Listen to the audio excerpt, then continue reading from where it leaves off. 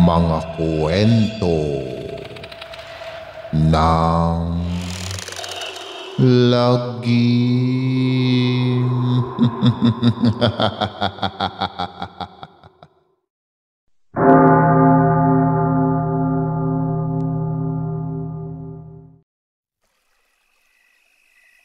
Kamusta na mga giliw naming tagapakinig?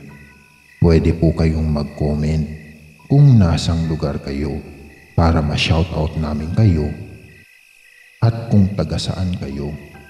Maraming salamat mga giliw naming tagapakinig. Lumaking spoiled brat at walang kinatatakutan si James.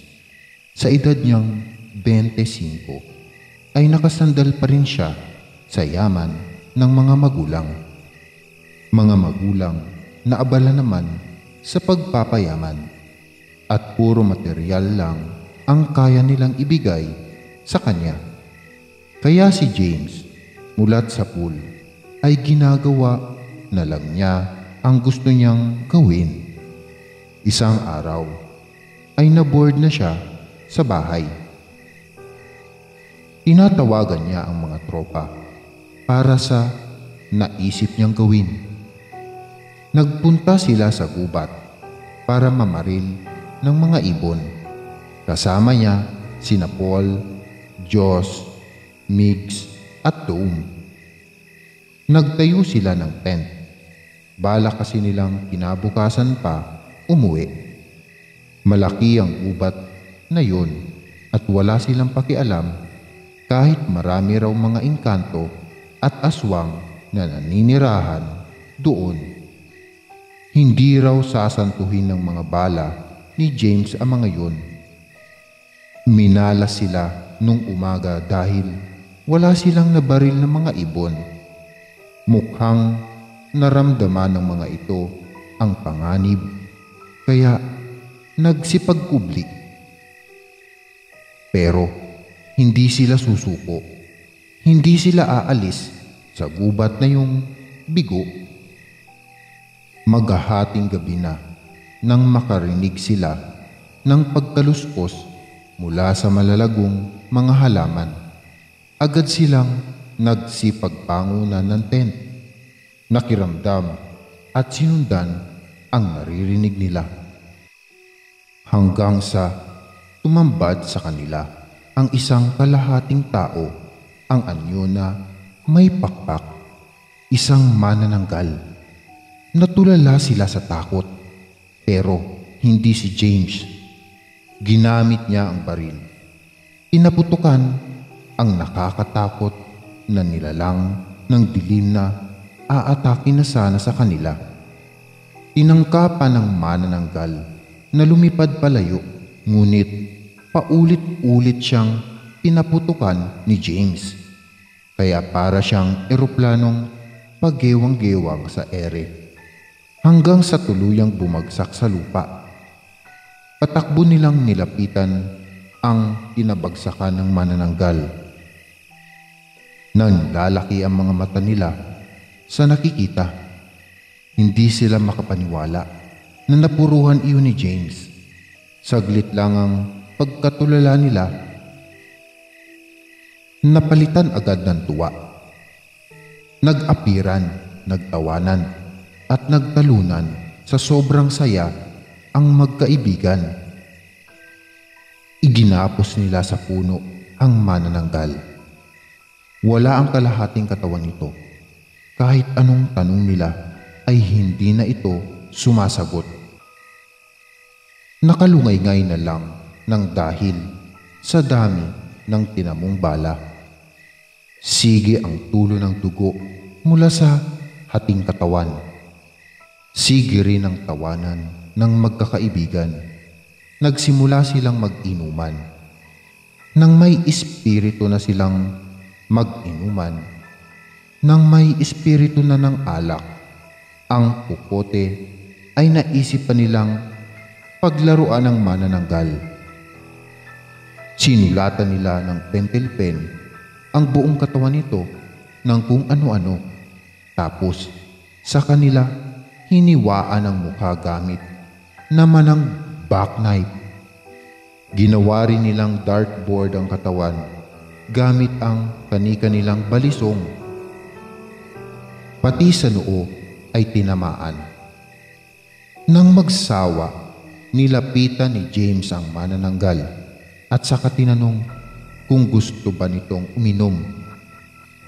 Naghihingalo na ang manananggal kaya hindi na makasagot. Na bad trip si James sa hindi nito pagsagot kaya ang alak ay ibinuhos niya sa mukha nito at saka umalingaw-ngaw sa gubat ang tawanan ng mga tropa niya. Nang bigla silang makarinig ng malalakas na alulong ng aso. Hindi lang isa kundi marami. Sabay-sabay. Nawala ang lasing ng magkakaibigan.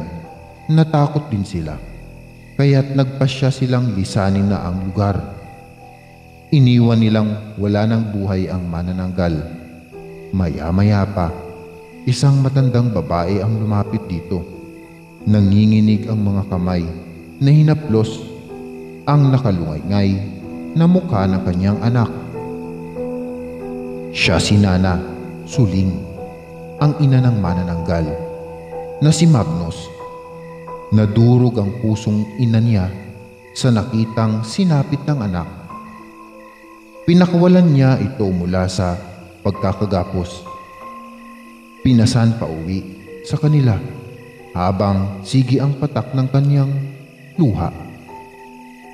Sila na lamang dalawa ni Magnus ang magkasama sa buhay dahil ang asawa niya ay matagal nang sumakabilang buhay. Nang masibat ng mga nagruronda, ngayon naman ay iniwan na rin siya ng kanyang anak dahil sa malupit na puso ng mga tao. Oo nga't nambibiktima rin sila ng mga tao, pero sinikap naman nilang mamuhay ng normal at mga hayop na lang ang kainin.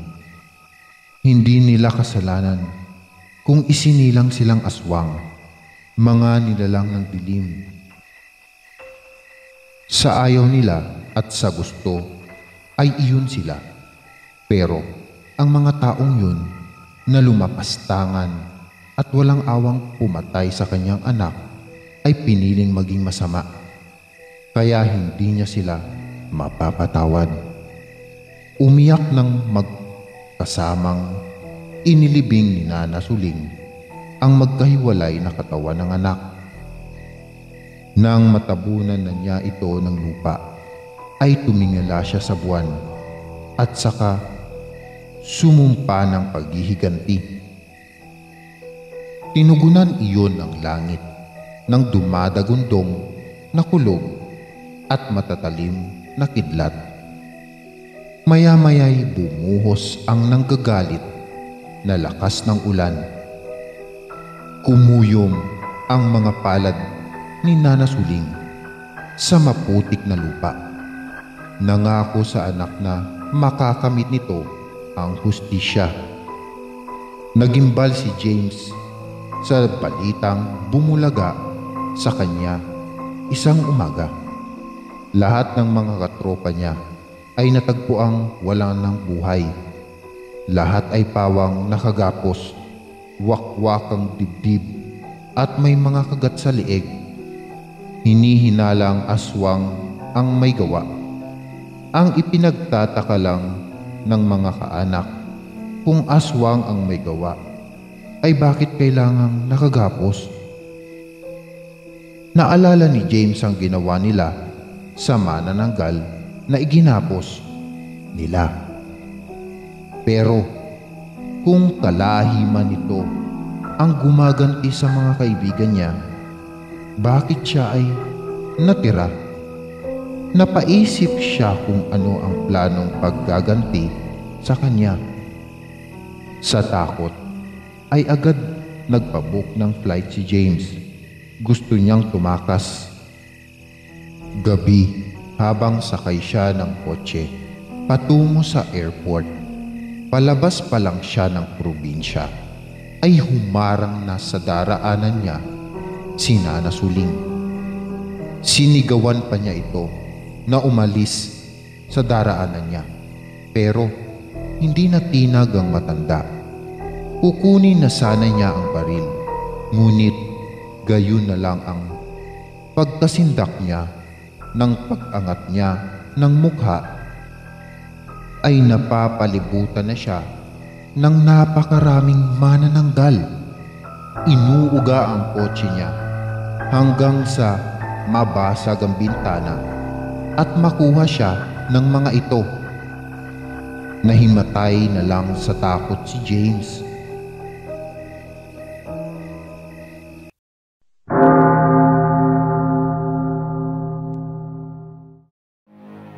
Maraming salamat mga giliw naming tagapakinig.